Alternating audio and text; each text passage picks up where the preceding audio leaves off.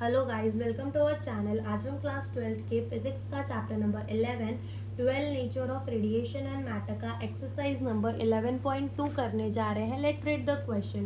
Question में हमें क्या बोला है? The work function of the calcium metal is 2.41 electron volt when light of frequency 6 into 10 की power 14 hertz is incident on the metal surface, photo emission of the electron अकर।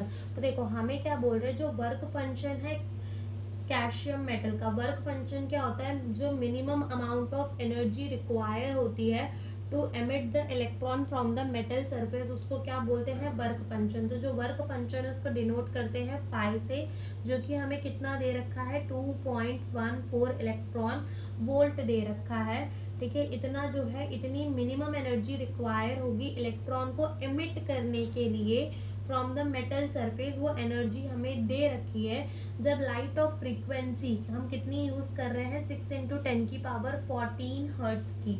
ठीक है, अब क्या कह रहा है? तो photo emission of the electron, यानी कि फोटो इलेक्ट्रॉन जो है वो निकल रहा है मेटल की सरफेस से। तो ए पार्ट के अंदर हमें क्या पूछा है कि maximum kinetic energy of the emitted electron कितनी होगी।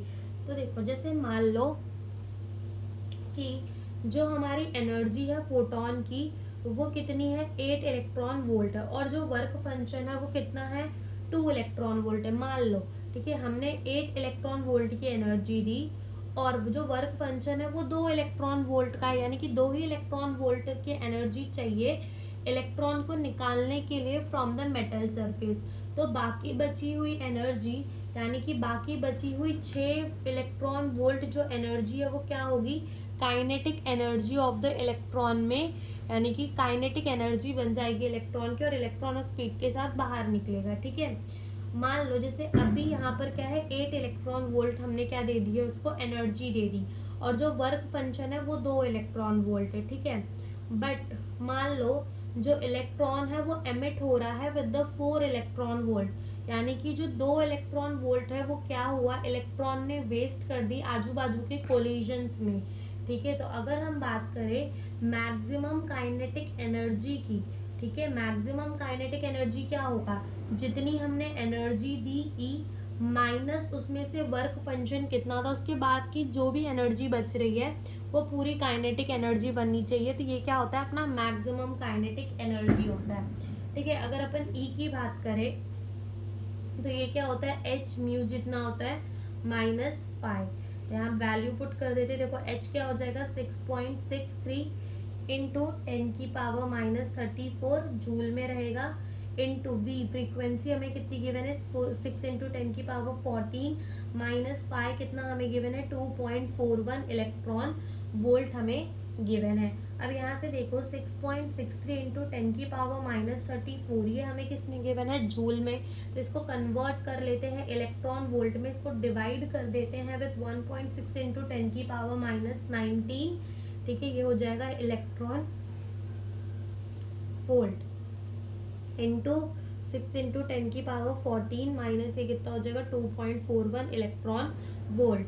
अब जब हम इसे डिवाइड करेंगे तो जो हमारा आंसर है वो आएगा 4.14 इंटू 10 की पावर -15। ठीक है, इंटू 6 इंटू 10 की power 14 electron volt minus 2.41 electron volt. जब इसे मल्टीप्लाई करेंगे तो जो हमारा आंसर है वो आएगा 24.8 इंटू 10 की power -1 electron volt minus 2.41 electron volt. यहाँ से हम इसको ऐसे लिख सकते हैं 2.48 माइनस 2.14 इलेक्ट्रॉन वोल्ट। तो यहाँ से जो हमारी मैक्सिमम काइनेटिक एनर्जी आ जाएगी वो कितनी आ जाएगी? 0.34 इलेक्ट्रॉन वोल्ट। तो ये क्या आ गई? मैक्सिमम काइनेटिक एनर्जी आ गई।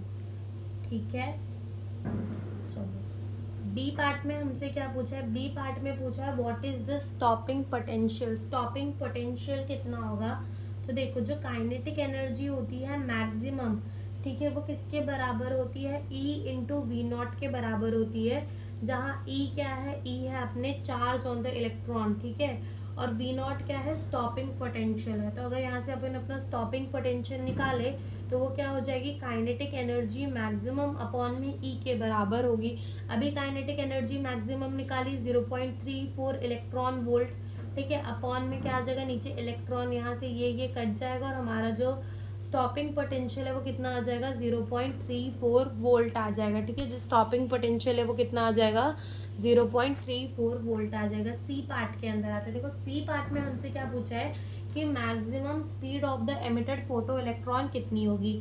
अभी हमने काइनेटिक एनर्जी मैक्सिमम वाली तो निकाल ली, ठीक है, जो कि कितनी है अपनी हो मैक्सिमम, देखो काइनेटिक एनर्जी का फॉर्मूला कितना होगा, हाफ mv² जितना होगा, ठीक है। अगर हम यहाँ से v निकाले v² तो वो कितना हो जाएगा, 2 इंटू काइनेटिक एनर्जी मैक्सिमम वाली अपॉन में m के बराबर, और जो v है वो कितना हो जाएगा, अंडर रूट में 2 इंटू काइनेटिक एनर्जी अपॉन में मास ऑफ द इलेक्ट्रॉन। तो देखो ये हो जाएगा 2 इंटू काइनेटिक एनर्जी कितनी गिवन है, 0.34 इलेक्ट्रॉन वोल्ट है, और मास इज 9.1 इंटू 10⁻⁻31 kg, ठीक है। तो ये हो जाएगा 2 इंटू 0.34, इस इलेक्ट्रॉन वोल्ट को जूल में कन्वर्ट कर लेते तो कितना हो जाएगा, 1.6 इंटू 10⁻⁻19 जूल अपॉन में 9.1 इंटू 10⁻⁻31।